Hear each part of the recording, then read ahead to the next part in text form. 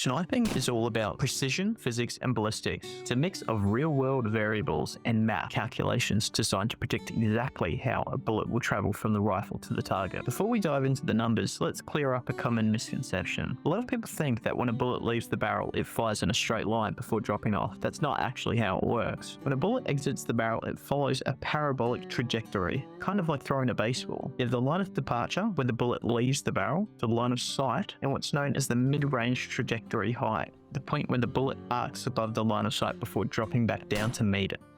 Now that we understand bullet trajectory, we can actually use it to our advantage. For example, with a machine gun, you can engage enemies positioned behind cover at long range by exploiting the bullet's natural arc. This technique creates what's known as a beaten zone, a cone-shaped area where multiple rounds are expected to land. By aiming higher and letting gravity do the work, the rounds drop into the target area. This form of indirect fire is known as plunging fire, and it's highly effective in suppressing or neutralizing enemies behind obstacles. First step we'll be going into is ballistic trajectory, or projectile motion, which basically says the further away your target is, the higher you'll need to aim to compensate. So the bullet's path curves downward due to gravity, and snipers need to account for that with precise elevation adjustments. And further into bullet drop, as the bullet travels and gravity pulls it down, the basic fundamental is the longer it's in the air, the more it drops. Key factors include time of flight and bullet velocity. Slower bullets drop faster.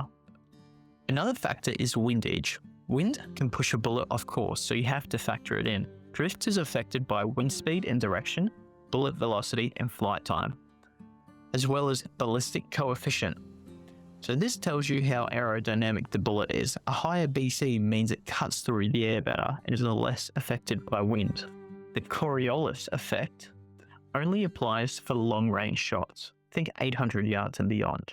The Earth's rotation subtly shifts the bullet path. Shooting north or south or east and west will all alter it differently, so you need to take into account what direction you are firing. The fifth factor is spin drift. As the bullet spins, thanks to rifling in the barrel, it can also drift slightly in the direction of the spin, usually to the right for right-hand twist barrels. It's a small effect, but over long distances, it matters.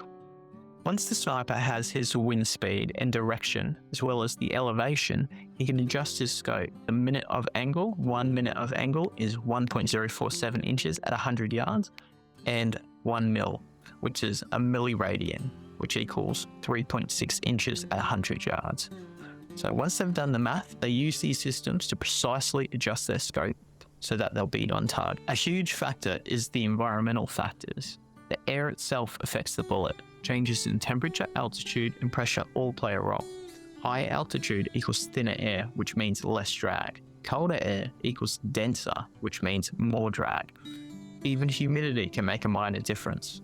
Thanks to modern day technology, the modern day sniper can preload ammunition and rifle data into advanced ballistic calculators or smart scopes, allowing them to make rapid, precise calculations on the fly.